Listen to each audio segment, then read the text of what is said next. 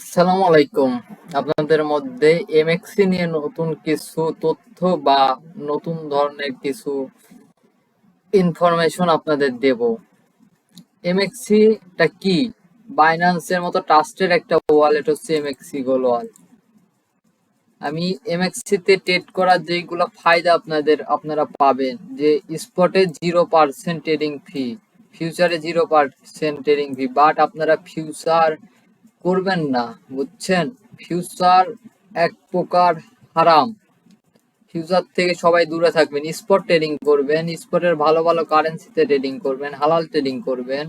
আমরা সবাই মুসলমানদের সবসময় হালালে থাকাই উচিত, হারামে কখনোই শান্তি পাবেন না। সেই ক্ষেত্রে স্পট ট্রেডিং এ মনে করেন প্রফিটে থাকার জন্য, আর এখানে মনে করেন স্পট ট্রেডিং এ ফিউচারে একবারে আপনাদের অ্যামাউন্ট লিকুইড হয়ে যায়। আমি আপনাদের মাঝে বুঝছেন স্পট নিয়ে ভিডিও বানাবো, অন্য কিছু নাই। স্পট সম্পর্কে ধারণা দিব, স্পটে কিভাবে প্রফিটেবল বা প্রফিট করবেন। স্পট সম্পর্কে আপনার মনে করেন যে জুলাই আর আগস্ট মিলে যে ডাউনটা আসলো মার্কেটে, প্রচুর একটা ডাউন আসছে, বিটিসি মার্কেট সব মার্কেটের একটা ডাউন আসছে। এই ডাউন থেকে লস কিভাবে রিকভারি করবে? আমার বাই নেওয়া ছিল কততে জানেন? আমার বাই নেওয়া ছিল হচ্ছে 900-তে, এখন মার্কেট 638। এক্ষেত্রে আমি আলাদা আলাদা সেল লাগাইতেছি।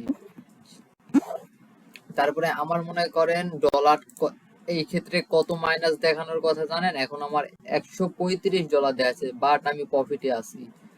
আমার $100 ডিপোজিট ছিল এখানে, আমার এখনো $35 প্রফিট দেখাচ্ছে, বাট এটা না। এখানে হচ্ছে টপিক হচ্ছে আপনাদের মনে করেন যে, বাট আপনি যখন মনে করেন যত ডলার দিয়ে বাই করবেন, মনে করেন এখানে আপনি বাই করছেন হচ্ছে